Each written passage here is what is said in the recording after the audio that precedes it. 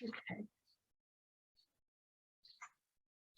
Good afternoon, everyone. Welcome to our second Hofstra University Museum of Art Second Fridays program.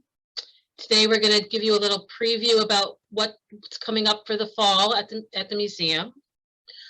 Before I get started, I wanted to let you know that we do record these sessions. So if you want to turn off your video, that's fine. And the other thing is, if you could leave your microphone on mute at this time, we'll leave plenty of time at the end if there's questions and conversation at the end. But it just makes it easier to, and you can always drop comments in the chat box throughout. And we'll try to get to everybody's question at the end of the program. So I, for one, am very excited that we're going to open the galleries for September 1st. It's been a long 18 months for us without having our galleries open. It's such a main part of what we do. Miss seeing the artwork in person and only seeing it on digital images on a screen. It's nice to be able to come back and see things in person. So in both of our galleries are going to open on September 1st, and there are two different shows that we're going to be focusing on. The first one is called Where Were You? Witnessing History. And this is a show based on the idea of how we remember events, right? So where were you when JFK was assassinated, when the towers fell, when Superstorm Sandy hit Long Island? One of the impacts of these kind of significant and life-altering events is that we remember where we were, who we were with, what we were doing at that time. And these are events that define generations. I think in the 20th century, it was the day that will live in infamy, the bombing of Pearl Harbor, December 7th, 1941. In the 1960s, at the time of unrest and protest, it was the assassinations of JFK and Martin Luther King. Obviously, this is September 11th is the 20th anniversary of the fall of the towers and the attack on the Twin Towers in New York City. And obviously, this past year is going to be a life-altering event for all of us, but for a whole nother generation, this is going to be one of the main events of all of our lives. So there are lots of different ways that we remember and commemorate a major trauma, whether it's remembrance ceremonies or the creation and erection of memorial sites or artistic responses. A lot of artists use their talents to express and give voice to the deep emotions that happen at these times of sorrow and mourning and unease about what's to come. So in this exhibition, we're drawing with works from our permanent collection, and also from some couple contemporary artists and from the Long Island, the Special Collections Department in the Axon Library, which has a collection of 9/11 memorial items. So I'm just going to give you a few examples of what's in the show, or what you might expect to see. This is a painting by Jimmy Ernst. And Ernst was the son of the Dada and Surrealist artist Max Ernst, and his mother was the art historian and journalist Louise Strauss. So he was born in Germany and spent his early years in Cologne. Under scrutiny by the German government in the 1930s, his mother, Louise Strauss, was a noted Jewish intellectual and writer. She sent her son to live with her family while she went to Paris. Jimmy Ernst immigrated to the US in 1938, and by 1941, he had brought his father, Max Ernst, to America. Ernst lost contact with his mother while she was in France, and she was seized by the Nazis in 1944, and she was unfortunately on one of the last trains to Auschwitz, and she did not survive the war. So this painting is called Kristallnacht, and it refers to Kristallnacht, which is the night of broken glass, right, which took place on November 9th, 1938 in Germany and Austria, where thousands of Jewish businesses, homes, and synagogues were damaged or destroyed by the Nazis and the groups supporting them.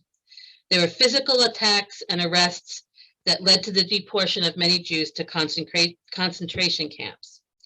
So in this painting, Ernst fills his canvas with the fragmented lines and colors which evoke the shards of broken glass from the shattered window panes that covered the city streets. So this is seemingly an abstract painting, but it really is focusing about this event that for him was part of his development, as part of his life experience that he has.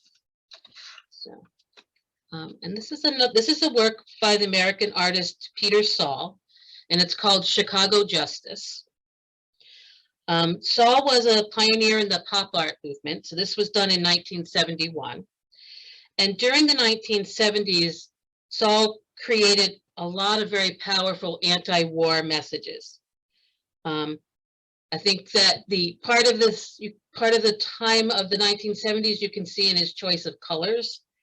It's very kind of got this psychedelic, very neon colors with that green in the background. And it's a very cartoon-like image. It's an image of Robert Seale. Now, Robert Seale was known as Bobby Seale, and he was one of the co-founders with Huey Newton of the Black Panther Party in 1966. So Seale was one of the Chicago Eight, who were charged by the United States federal government with conspiracy charges related to anti-Vietnam War protests in Chicago during the 1968 Democratic National Convention. So in that trial, Seale was infamously ordered by the judge to appear in court bound and gagged. So more than a month into the trial, his case was separated from the other defendants, and then it was afterwards the government dropped the charges against him. So Saul is using this image to evoke that moment of he was supporting Bobby Seale's protest and showing the kind of the treatment that he was receiving, from the justice of the police and the justice at that time. So, and then this is a work that is on loan to us. You may be familiar with the work of Faith Ringgold. She is really well known for her story quilts. And the story quilt is a medium that combines painting, quilted fabric, and storytelling. And she began using quilt making in 1983 as a means of developing a narrative that explores issues of race, feminism, and community. And she learned quilting from her grandmother, who had learned it from her mother. So it's a tradition shared within her family. So this particular quilt is called the 9/11 Peace Story Quilt.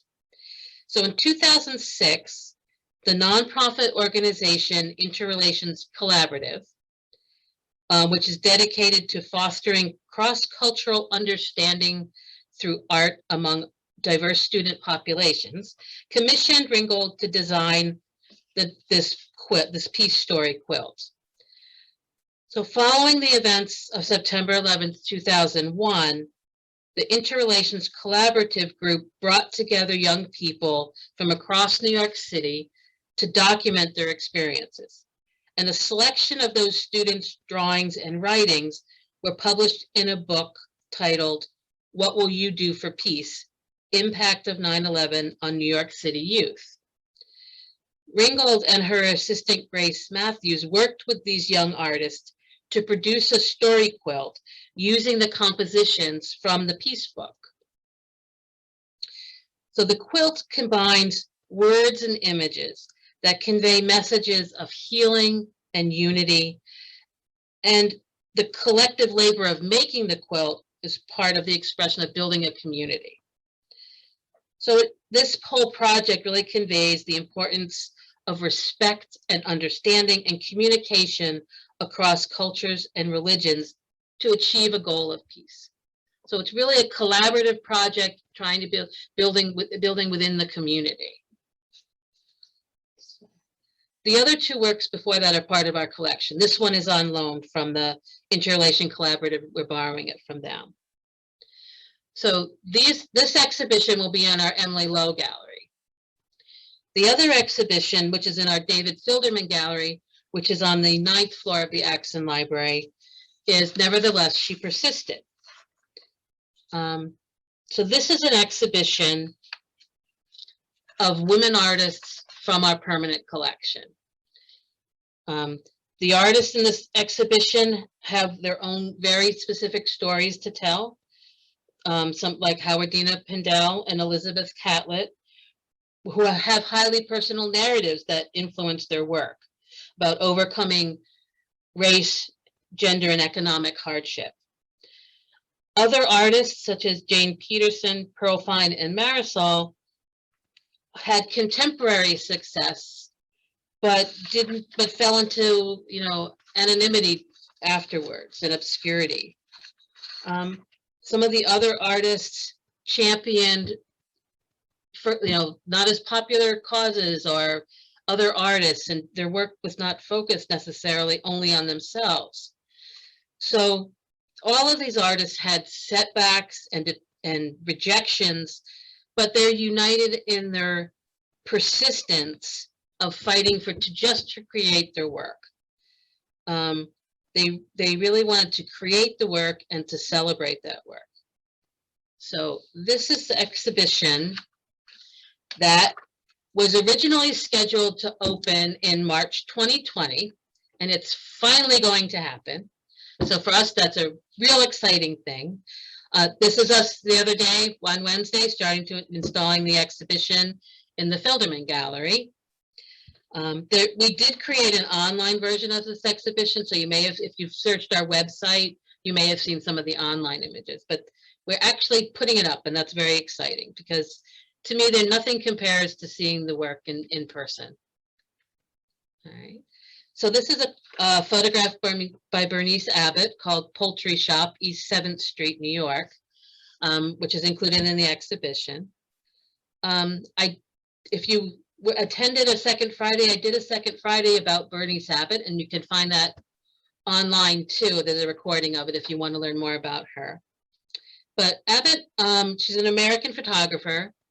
She moved to Paris in 1923 and worked as a studio assistant to photographer Man Ray, but quickly established her own photography studio, photographing famous artists and writers. Through Man Ray, Abbott met the French photographer Eugène Atget, who documented the changing landscape of Paris. And after his death, Abbott purchased Atget's entire work. And it is thanks to her efforts that we know of Atget's work, because it may have disappeared if she hadn't saved it. So she returned to New York in 1929, and inspired by the work that Atget had done on documenting Paris, she worked on one of her biggest projects called Changing New York. And so this was documenting New York City from 1929 into the early 1930s. So this project, Changing New York, received funding from the Federal Art Project, and it was really thanks to her dedication and innovation and persistence that we have this record of New York at that time period. Because as you recall, there was a lot of construction and building at that time, and a lot of the old New York was basically torn down. So that was part of what she was doing, was documenting New York at the time. Okay. One of the other paintings, this is an oil, ink, and pencil on linen painting. It's by the artist Pearl Fine. Pearl Fine was an artist, was a major figure in the abstract expressionist movement, but she kind of later became forgotten, which happened to a number of women artists at the time. She studied at the Art Student League under Piet Mondrian and was later taught by Hans Hofmann. She quickly gained success and was represented by the Betty Parsons Gallery, which was the leading abstract expressionist gallery featuring artists such as Jackson Pollock, Mark Rothko, and Clifford Still. She was the first woman to be invited to the club, a group of artists who met to discuss their work and contemplate the theories surrounding abstract expressionism. But unlike many of her male counterparts, she didn't settle into a singular style. She continued to experiment with various styles throughout her career. She became very disillusioned with the New York City art world and moved to East Hampton in 1954 and no longer really participated actively in the art world based in New York City.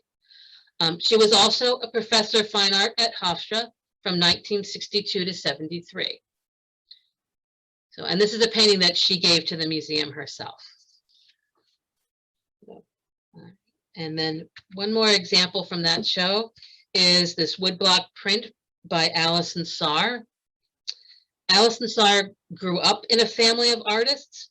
Her mother is the artist Betty Tsar, and her sister is a painter and installation artist, and her father is a ceramic artist. So she herself is a multidisciplinary artist, creating works of sculpture, painting, installation, and prints. After an early experimentation with abstraction, Tsar turned to figurative work as she realized her main goal was to clearly communicate stories that would engage people.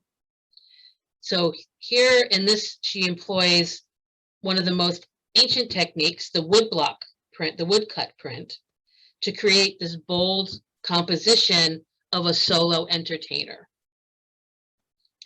So the title, called Stride Piano, refers to a specific style of piano that was played and developed by jazz musicians in Harlem in the 1920s and 30s. And I think with this particular print, you can see the color combination, the gold and the blue, really vibrate and almost create a pulsing rhythm that I think refers a bit to the music in the room. I think you can get the feeling that, you know, this is a jazz club, you know, with the smoke, the cigarette smoke coming off the piano and the drink on the piano, that, you know, this is kind of a speakeasy kind of club feel. So those are a couple works that are in the Nevertheless She Persisted exhibition. And then we're going to invite everybody to an in-person reception celebrating the opening of the galleries. It's on Thursday, September 2nd from 4:30 to 6:30. I'll talk a little bit about some of the restrictions at the end of the program. So we are doing a combination of in-person and virtual events this fall. So the first one is in person, and it's the reception for both exhibitions, but we're doing it in one location just for logistics are really the issue with that one. And then we're going to do another second Friday virtual program on September 10th.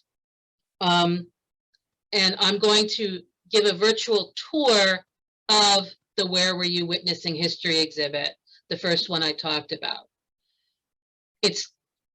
We just added this program, so I don't have the registration link on our calendar just yet. It should be up next week. And again, I know most of you are on our Constant Contact email list. You'll get a Constant Contact reminder for the next program, and the link will be on there to register. So just so you know, so that's going to be. We're going to take some video of the gallery, and I'm going to kind of walk you through the exhibition that way. That way, if somebody doesn't feel comfortable yet coming back in, you can still do it. You can still see the exhibition virtually. And it'll be a combination of video of the installation, and I'll probably do some close-ups of individual works to talk about also. So I think when you do the video, you can't always see the detail in the work. So we'll probably do some still photos too. And then we're going to have a couple more in-person events. This is October 7th. This is Women Art Revolution. It's a documentary film about the feminist art movement, interviewing numerous artists that were involved at the time.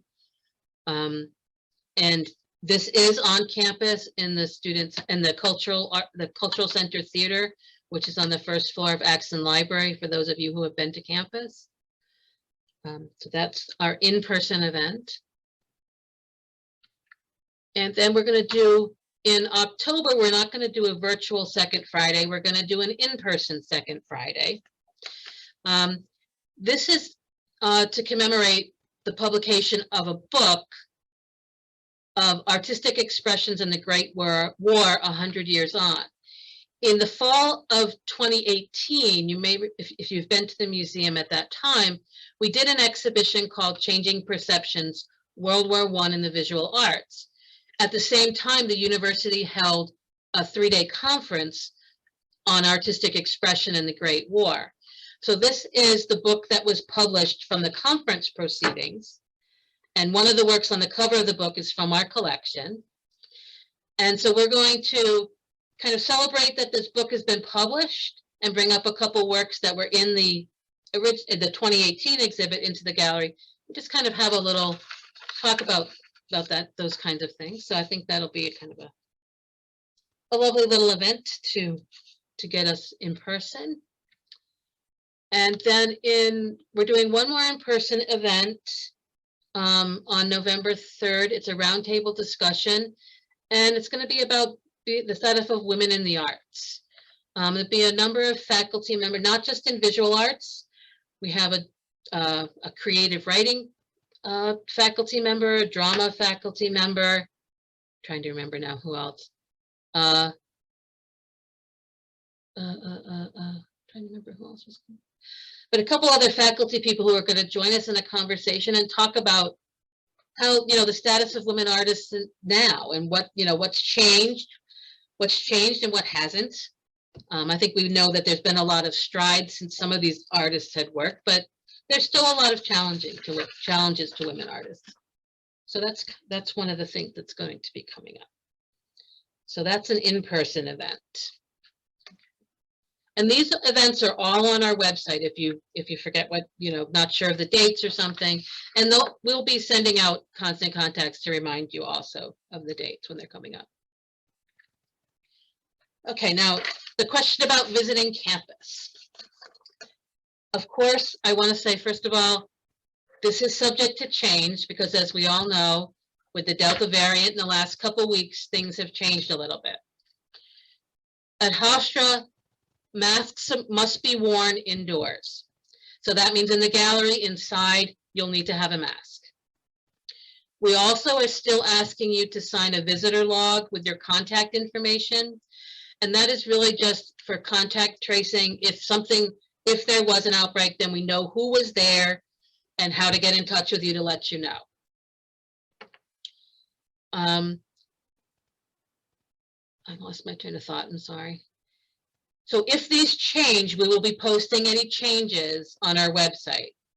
Or you could always call during business hours and if you have a question about visiting. I was going to say something else and I forgot what I was going to add.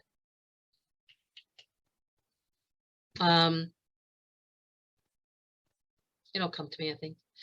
So as I said, we may be changing. This may change as we go, depending on how the public health situation is with COVID, we may have to make some adjustments to this. Oh, I know what I was going to say. But just so you know, all of the Hofstra students and all of Hofstra faculty and staff, we are mandatory vaccinated. So everybody on campus already is vaccinated. So it's really only the people coming on that we don't always know if somebody's vaccinated. So to err on the side of caution and safety, masks must be worn in any indoor setting. And then again, the log is really just in case something, in case there is some kind of outbreak or infection starting up, then we know who to contact, who is here with us at the time. So I'd be happy to answer any questions that you might have. And if you have any comments, if you want to talk more about specific exhibits, that's fine. Or if you have, whatever kind of questions anybody might have, you can feel free to put it in the chat. Or if you'd like to unmic yourself and make a comment, that would be fine too. Or raise your hand if you know how to do that. No. If anybody has any.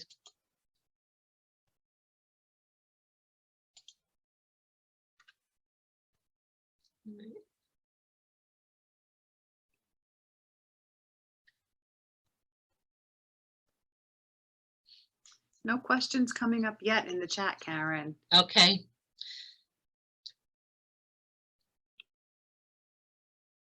Well, I'll give it a few minutes if anybody thinks of something if you want to.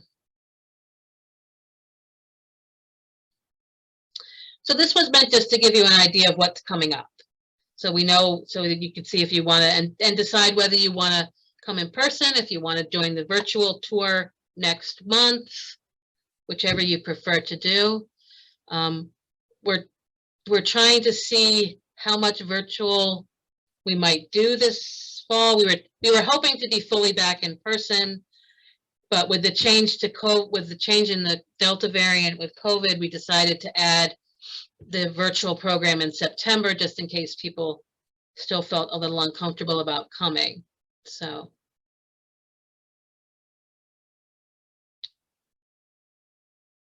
All right.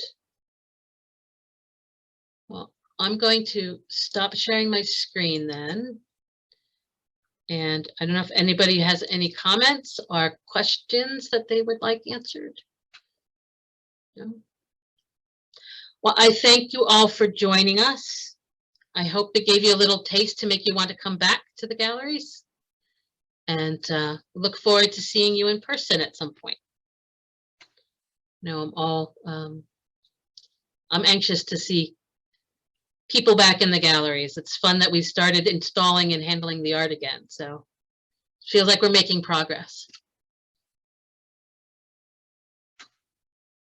Yeah.